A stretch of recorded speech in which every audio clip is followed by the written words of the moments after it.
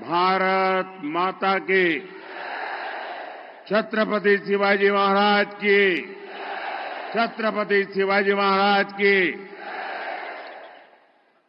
शैक्षणिक क्षेत्रात लातूरचे नाव गाजवणारा लातूरकरांना माझा नमस्कार। आई तुलजा भवानी और सिद्धेश्वर महादेव को भी मैं श्रद्धापूर्वक नमन करता हूं। भाइयों और बहनों, ये छत्रपति शिवाजी महाराज की धरती है। छत्रपति शिवाजी महाराज हमारी प्रेरणा है। उन्हें जब राजपाट मिल गया तो वो भी आराम कर सकते थे, लेकिन उन्होंने स्वराज के लिए निरंतर आगे बढ़ने का रास्ता चुना। उनको अपनी चिंता नहीं थी, उनको राष्ट्र की चिंता थी। और इसलिए ये चुनाव जो है वो भी सिर्फ इस बात के लिए नहीं है कि हमारे सुधाकर जी को सांसद बनाना है। ये बड़े ध्येय का चुनाव है, ये बड़े लक्ष्यों का चुनाव है। और इसलिए सुधाकर जी जैसे साथियों का संसद में पहुंचना और मुझे मजबूत करना, और इसलिए मैं आपके पास आशीर्वाद मांगने आया हूं। अब आप मुझे बताइए, जो लोग प्रधानमंत्री भी किस्तों में बनाना चाहते हैं, वो बड़े लक्ष्य हासिल कर सकते हैं क्या? कुछ अचीव कर सकते हैं क्या? आपको पता है ना, उन्होंने तय किया है हर वर्ष एक प्रधानमंत्री, दूसरे वर्ष दूसरा, तीसरे वर्ष तीसरा। बताइए साथियों, मैं जब एक भारत श्रेष्ठ भारत की बात करता हूं तो कांग्रेस के शाहजादे को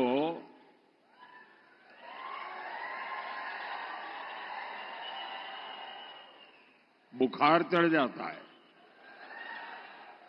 कहते हैं कि मोदी एक भारत की बात क्यों करता है? भारत को खंड खंड में देखने वाले लोग प्रधानमंत्री पद को भी खंड खंड में बांटना चाहते हैं। 5 साल में 5 पीएम का इनका प्लान, यानी बारी बारी देश को लूटने की योजना। मैं जरा लातूर के भाई बहनों से पूछना चाहता हूं, क्या ऐसे लोगों को रत्ती भर भी मौका दे सकते हैं क्या? दुनिया के इस चुनौतीपूर्ण समय में क्या हम देश को अस्थिरता में झोंक सकते हैं क्या? भाइयों और बहनों, कांग्रेस ने आपको लूटने का भी एक बहुत खतरनाक प्लान बनाया है। कांग्रेस कहती है कि वो पहले देशवासियों की कमाई का एक्सरे करेगी, फिर आपकी संपत्ति पर कब्जा करेगी और फिर उसे अपने वोट बैंक को बांट देगी। आप मुझे बताइए, आप अपनी संपत्ति कांग्रेस को देना चाहेंगे क्या? उनकी सरकार कब्जा करना चाहे, कब्जा करने देंगे क्या? ये आपकी गाढ़ी कमाई, मेहनत की कमाई, उसको लूटने देंगे क्या? साथियों, कांग्रेस की नजर सिर्फ आपकी वर्तमान कमाई पर ही नहीं है, लेकिन आप जो संपत्ति अपने बच्चों के लिए जोड़ रहे हैं, उस पर भी कांग्रेस गीद नजर लगा करके बैठी हुई है। आपने सुना होगा उनके महाशय क्या कह रहे हैं। अब हमारे देश में तो हम लोग खुद मेहनत करते हैं, भोग नहीं करते हैं, जरूरत से ही जिंदगी पूरी करते हैं और पाई पाई बचाते रहते हैं। हमारे स्वभाव में है और हर मां बाप की इच्छा रहती है कि कुछ न कुछ बचाएं ताकि मरने के बाद कुछ अपने संतानों को दे करके जाएं। ये हर मां बाप की इच्छा होती है कि नहीं होती है? गरीब से गरीब मां बाप होगा तो भी बच्चों को कुछ दे करके जाना चाहता है कि नहीं जाना चाहता है? अब ये कहते हैं कि आपने जो कमाया है, जो जमा किया है, वो पूरा का पूरा आप अपने संतानों को नहीं दे सकते हैं। अगर आपने 10 एकड़ भूमि है और बच्चों को मरने के बाद देना चाहते हो तो 5 एकड़ दे पाओगे। 5 एकड़ ये कांग्रेस का मकसद है, वो ले लेंगे। आपके पास 2 घर हैं तो 1 घर आप बेटे को नहीं दे पाएंगे, 1 ही दे पाएंगे और इसलिए वो इनहेरिटेंस टैक्स लगाने की बात करते हैं। जो मरने के बाद आपकी संपत्ति बच्चों को मिलने वाली है, उसमें से आधे से ज्यादा 55% वो मार लेंगे। क्या ऐसे कातिल पंजे जो आपकी मेहनत की कमाई को लूटना चाहते हैं, ऐसे पंजे को कहीं पर भी जगह मिलनी चाहिए क्या? आज पूरा देश जानता है ये कांग्रेस पार्टी के शाही परिवार ने अपने बच्चों के लिए कौन सी विरासत छोड़ी। ढेर सारा पैसा, देश के प्राइम लोकेशंस की जमीनें, पावर और प्रिविलेज, और कांग्रेस पार्टी के शाही परिवार ने 6 दशक में देश को कौन सी विरासत दी? देश को विरासत में वो गरीबी के सिवा कुछ नहीं दे पाए हैं। अरे शौचालय जैसी मूलभूत सुविधाओं का अभाव। साथियों, आज आप किसी भी दिन अगर टीवी देखिए, अखबार उठाइए, ऐसी अनेक खबरें होती हैं जो बताती हैं कि हमारा देश, भारत कैसे तेजी के साथ आगे बढ़ रहा है। और अभी शिंदे जी कुछ वर्णन कर रहे थे। कोई न कोई सेक्टर, चाहे मार्केट हो, मैन्युफैक्चरिंग हो, स्पेस हो, डिफेंस हो, कोई न कोई अच्छी खबर, विकास की खबर हमारे भविष्य को मजबूती देने वाली खबर, कोई न कोई नया रिकॉर्ड बनता हुआ हर दिन कहीं पढ़ने को मिलता है, कहीं सुनने को मिलता है, कहीं जानने को मिलता है। लेकिन 2014 के पहले का समय याद कीजिए, वो कालखंड याद कीजिए, और ये जो फर्स्ट टाइम वोटर है ना, जो पहली बार मतदान करने वाले हैं, उन मेरे नौजवानों को मैं खास कहना चाहता हूं, आप उस समय 8 या 10 साल के होंगे, और इसलिए उस समय क्या हाल था वो शायद आपके स्मृति में नहीं होगा, आपके ध्यान में नहीं होगा।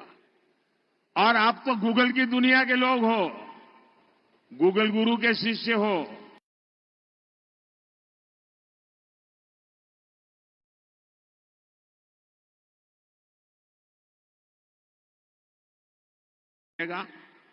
तब आपको पढ़ने को मिलेगा, रेलवे स्टेशन पर, बस स्टेशन पर अनाउंसमेंट होता था, कहीं भी मेला लगा है तो अनाउंसमेंट होता था, कहीं पर भीड़ जमा हो रही है तो अनाउंसमेंट होता था, सावधान, कोई लावारिस चीज दिखाई दे तो उसको हाथ मत लगाना, कोई लावारिस बैग दिखती है तो पुलिस को जानकारी दो, कहीं लावारिस टिफिन बॉक्स दिखता है पुलिस को जानकारी दो, कहीं लावारिस कुकर दिखता है तो दूर रहो। क्यों? उसमें कहीं बम होंगे, हाथ लगाओगे तो बम फूटेगा। पूरे देश में 24 घंटे हर महत्वपूर्ण जगह पर ये लावारिस चीजों की सूचना दी जाती थी। मैं सही कह रहा हूं, नहीं कह रहा हूं? जो पुराने लोग हैं बताइए, मैं सही कह रहा हूं, नहीं कह रहा हूं? ये मोदी के आने के बाद कहां गई ये लावारिस चीजें भाई?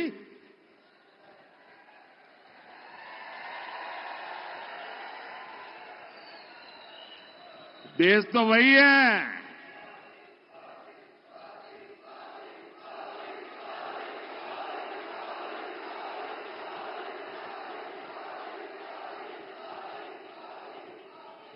उस समय, और मैं फर्स्ट टाइम वोटर को खास कहता हूं, जरा देखिए, उस समय अखबारों की हेडलाइन हुआ करती थी, दिल्ली में बम ब्लास्ट, मुंबई में बम ब्लास्ट, भारतीय पुलिस आधुनिक आतंक से निपटने के लिए तैयार नहीं। आज भारत अपनी सीमाओं पर आंख उठाने वालों को मुंह तोड़ जवाब देने के लिए जाना जाता है। कांग्रेस के उस दौर में हेडलाइन होती थी, भारत ने मुंबई आतंकी हमले पर पाकिस्तान को एक और डोजियर सौंपा। डोजियर सौंपा, ये बहुत बड़ी खबर होती थी। हमारे कुछ ऐसे मीडिया में बैठे लोग थे, वो भी ताली बजाते थे, हाँ देखो डोजियर भेज दिया, मतलब घटना की फाइल भेजना। आज भारत डोजियर नहीं भेजता है, आज भारत घर में घुस करके मारता है।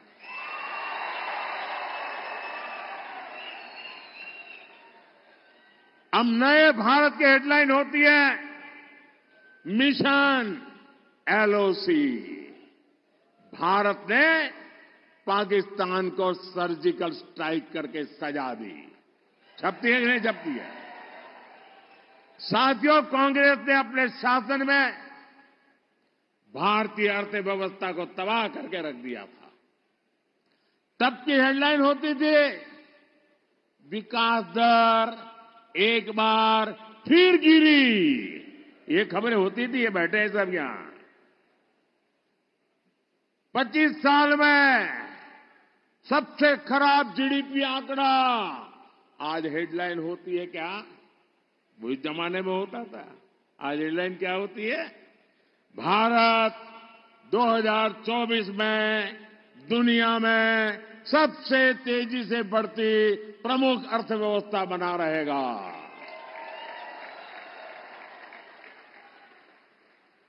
कांग्रेस के राज में हर सुबह हम अखबारों में एक नए घोटाले का नाम पढ़ते थे।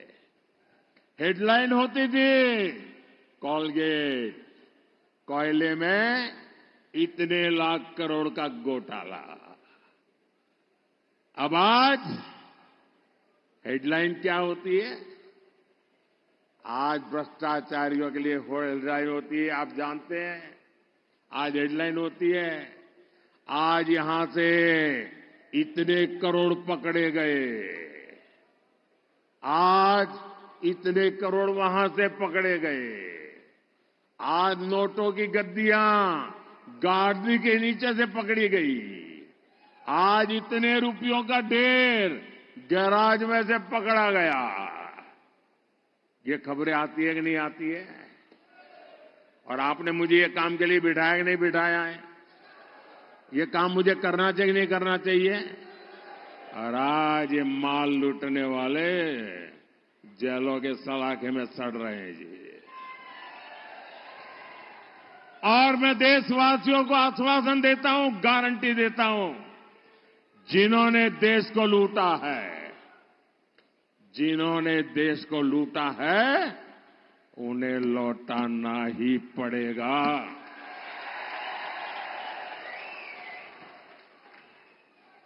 और ये मोदी की गारंटी है।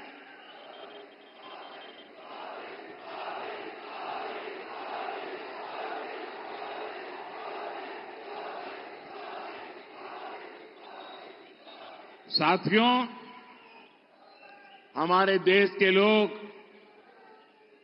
हमेशा से ही परिश्रमी रहे हैं। हमारे देश का युवा हमेशा टैलेंटेड रहा है, लेकिन कांग्रेस ने 60 साल तक भारत के युवाओं के सपनों को, भारत के नागरिकों के सपनों को कुचलने का पाप किया है। कांग्रेस ने सिर्फ एक परिवार की सोची, मोदी देश के हर परिवार की सोचता है। मेरा भारत, मेरा परिवार। मैं चाहता हूं कि देश के नागरिकों के जीवन से सरकार का दखल पूरी तरह समाप्त हो जाए, और इसलिए हम पुराने जो बेकार हो चुके कानून हैं, उनको समाप्त कर रहे हैं, पुराने नियमों को आसान बना रहे हैं। पिछले साल ही हमने 40,000 से ज्यादा कंप्लायंसेस को खत्म किया। आज जब देश के नागरिकों से ये बोझ हटा है, उनके सामने से रुकावटें हटी हैं, तो वो भी हर सेक्टर में बेहतरीन प्रयास कर रहे हैं।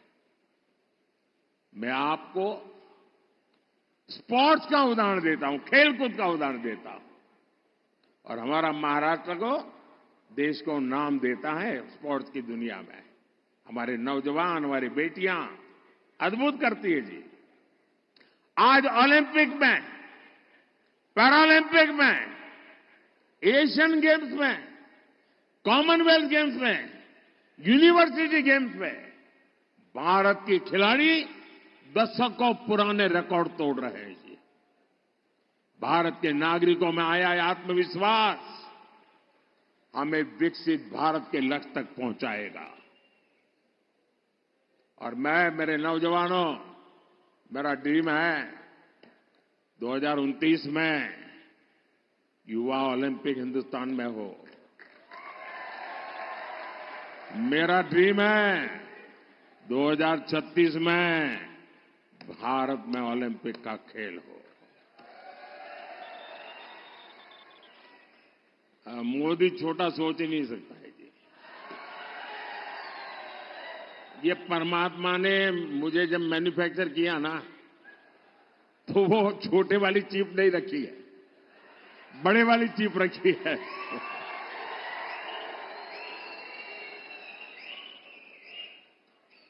साथियों, लातूर की ये धरती हमें सिखाती है कि बड़ी से बड़ी आपदा से कैसे निकला जाता है। हमारे देश में भी करोड़ों करोड़ लोग ऐसे हैं जिन्होंने पीढ़ी दर पीढ़ी बहुत आपदा झेली है, संकट झेली है।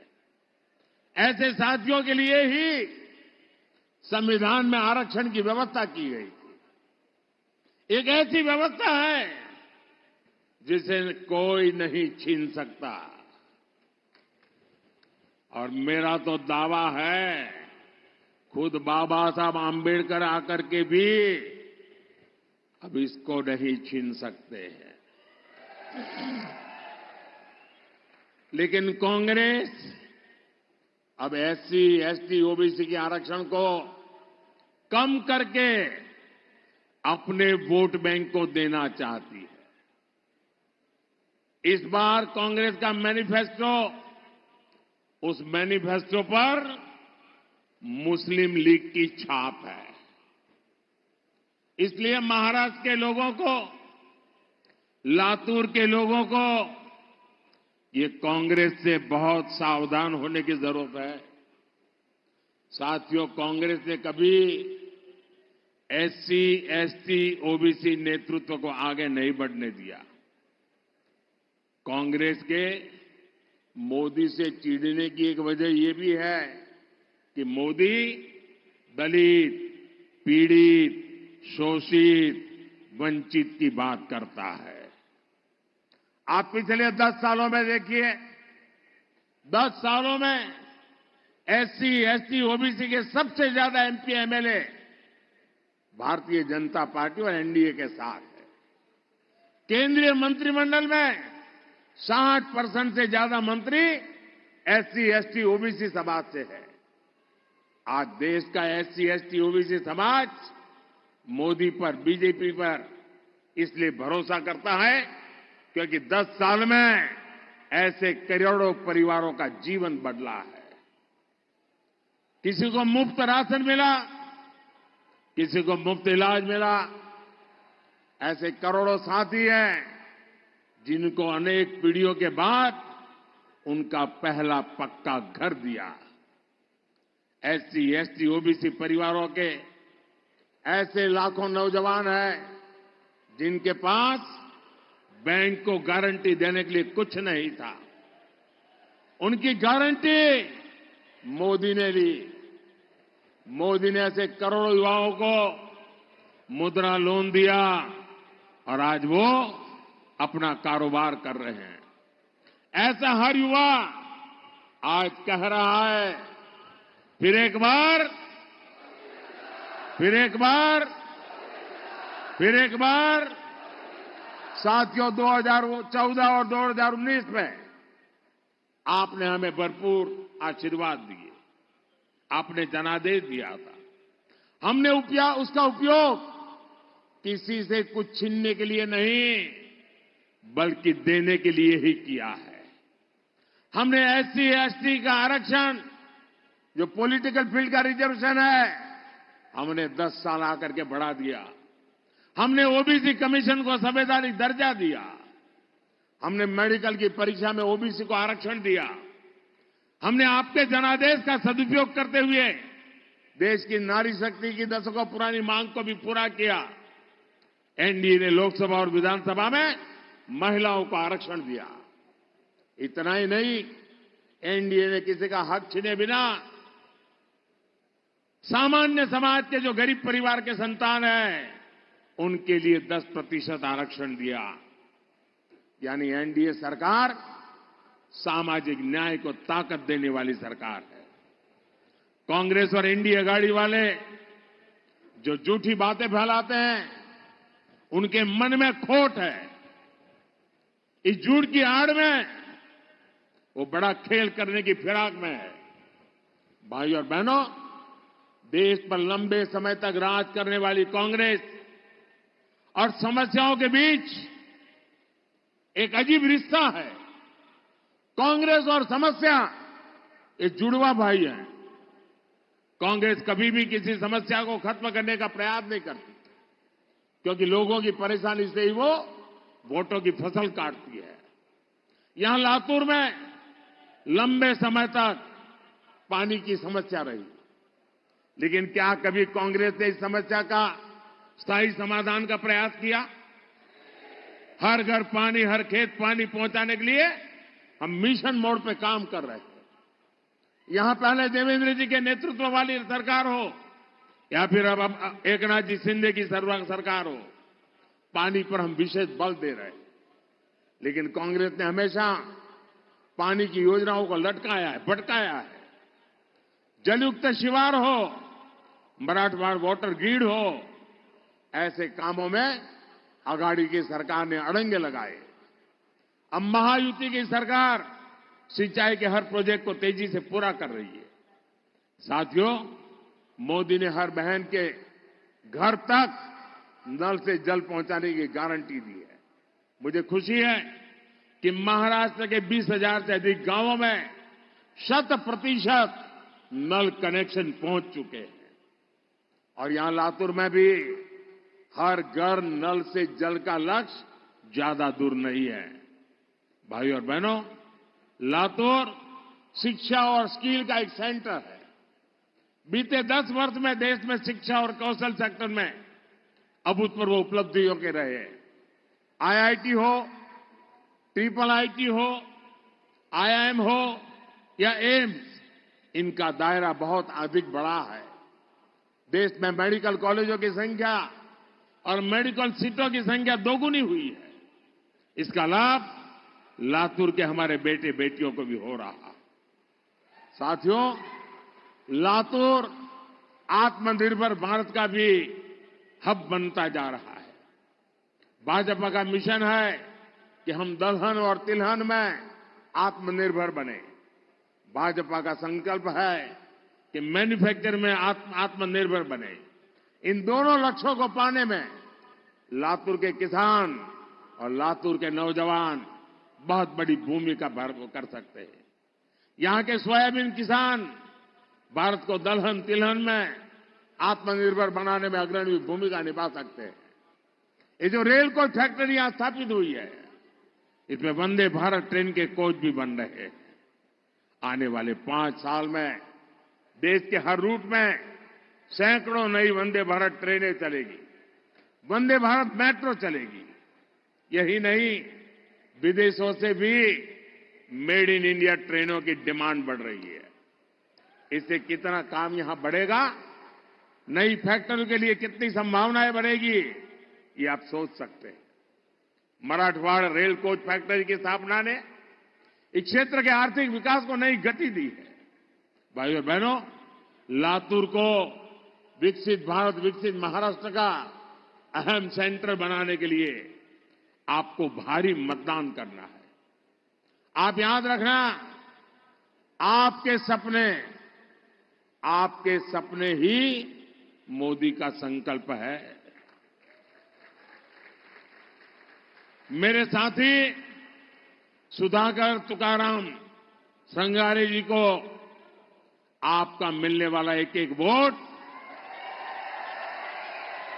सीधा सीधा मोदी के खाते में जाएगा। आप घर घर जाइएगा,